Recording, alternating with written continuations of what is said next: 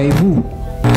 Et alors, dans tout cela, quelle est la pensée de Dieu? La pensée de Dieu n'est rien d'autre que les autorités dirigeantes, Monsieur le Président, être en connexion dès ces années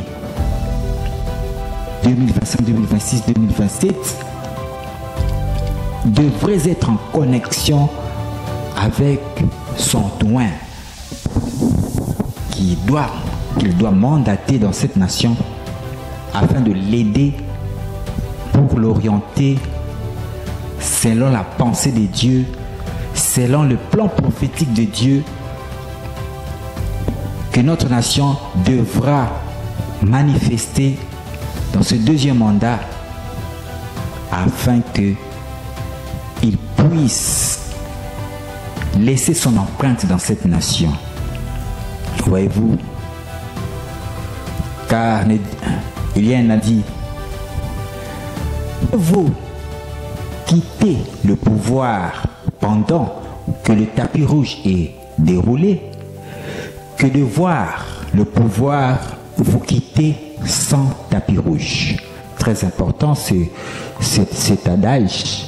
Mieux vaut quitter le pouvoir pendant que le tapis rouge est déroulé que de voir le pouvoir vous quitter sans tapis rouge. Nous allons donc conclure avec cet adage. C'est là pour dire aux autorités dirigeantes de prendre en considération ce message de cet homme de Dieu, car il vaut mieux prévoir pour ne pas subir l'avenir. Les hommes spirituels écrivent l'histoire. Par contre, les hommes charnels, eux, subissent l'histoire. Les hommes spirituels écrivent l'histoire, mais les hommes charnels subissent l'histoire. Très important, bien chantonnote. Nous avons voulu parler en parabole, mais ce qui est à retenir, c'est que prévoir pour subir, ne pas subir, nous devons comprendre, les autorités doivent comprendre, doivent d'abord prendre au sérieux le message de cet homme de Dieu. Mais le plus marquant est que le président Félix doit comprendre qu'il est comme Pharaon d'Égypte. Il a fait un songe, c'est-à-dire il est face à un dilemme, face à une situation énigmatique de notre nation. Et c'est vrai qu'il est entouré des prophètes, il est entouré des hommes de Dieu, des hommes intelligents. Mais il doit comprendre que la solution ne viendra pas de son entourage, mais la solution est quelque part à lui d'être en connexion avec ce toit de l'Éternel que Dieu a prédestiné pour le salut de cette nation.